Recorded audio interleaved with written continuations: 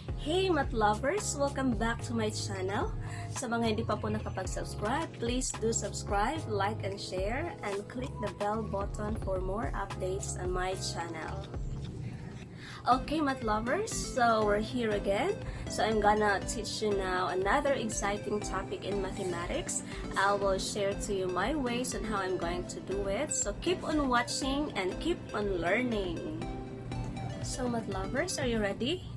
Our topic for this vlog or for today's vlog will be on getting the product of the sum and the difference of two terms. Can you read it again? We'll have product of the sum and the difference of the two terms. So we will ask ourselves first, how can we know that the given is the product of the sum and the difference of two terms? How should we identify if it is the product of the sum and the difference of two terms? So we have here our example. We have the quantity of x plus 1 times the quantity of x minus 1. As you can see, math lovers, this is just the same as having product of the product of two binomials. We have here two binomials, but we can notice here that by having these two binomials, the first terms we have here x and the first term here is x are the same. And another one is the second terms 1 and the second term here is 1, they are also the same. The only difference that we can see is or are the operations in between. Here we have addition and here we have subtraction. That is why when you say sum, that is addition. When you say difference, that is subtraction. That is the result when we subtract. So that is how we're going to identify the product of the sum and the difference of two terms. Though this, we can consider this as product of two binomials, but we can have it specifically as the product of the sum and the difference of two terms. So ask yourself, what are the two terms that we're considering here?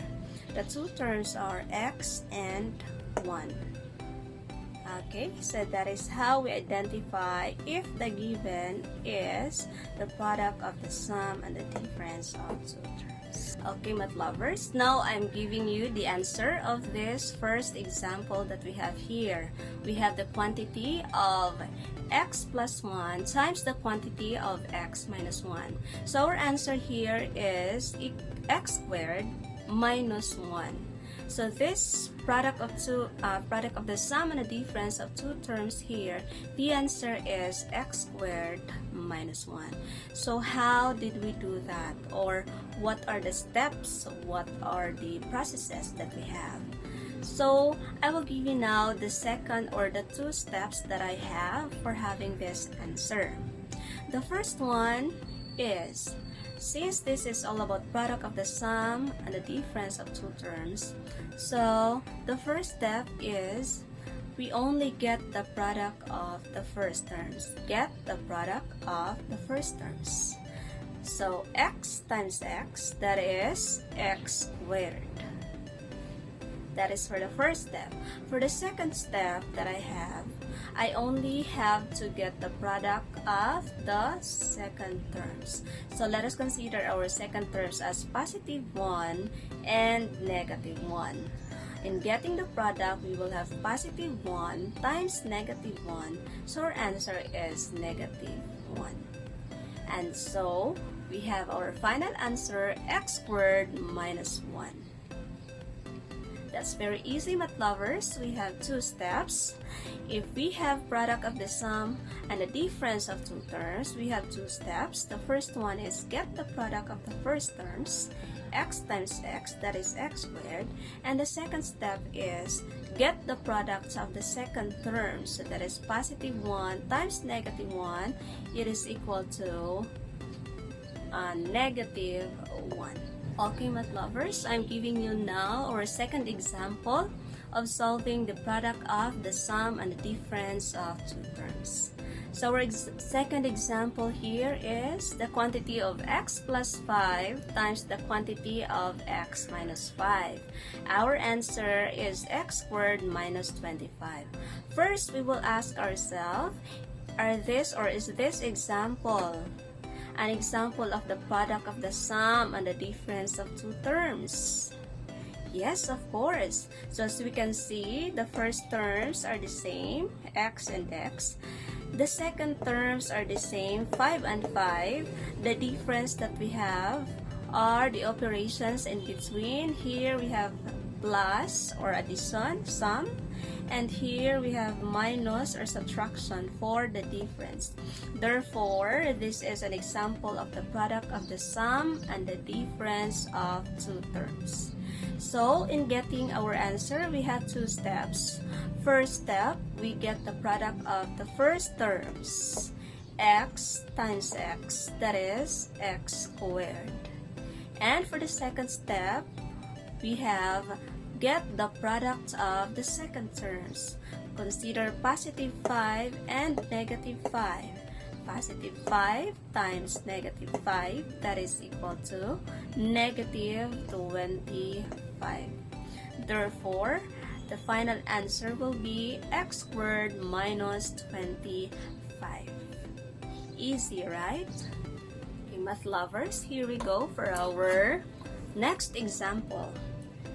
So for our next example, we have here the quantity of y plus 8 times the quantity of y minus 8.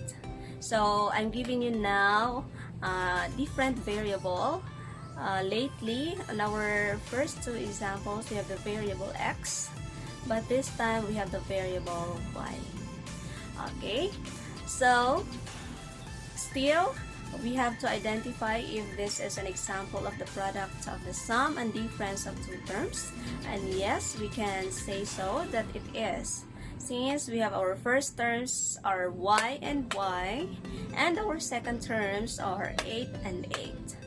We have sum and difference. So to get our answer, of course, we'll have the same processes. We have two steps.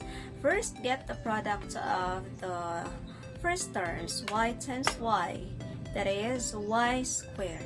And for the second step, get the product of the second terms, positive 8 times negative 8. It is equal to negative 64. So the answer for this problem now is y squared, y squared minus 64. Okay, math lovers, now let us have our last example. 4 examples are enough, I think so. So our last example here is the quantity of y minus 10 times the quantity of y plus 10. Now, maybe you are wondering why subtraction comes first before addition. Do you think it is still an example of the product of the sum and the difference of two terms? Yes, of course, definitely. So no matter how, if the addition comes first or the subtraction comes first, for as long as the first terms are the same, the second terms are the same, still that is an example of the product of the sum and difference of two terms.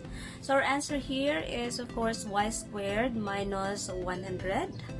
Yes, of course, we'll have this by following our steps. Y times y, that is y squared. Negative 10 times positive 10, that is negative 100. Therefore, we'll have y squared minus 100. Alright, math lovers, that ends our discussion in our topic for this vlog. I hope that you learn from it again, and I hope that you'll keep watching my videos and my vlogs. Be math lovers and enjoy learning from it. See you on my next vlogs.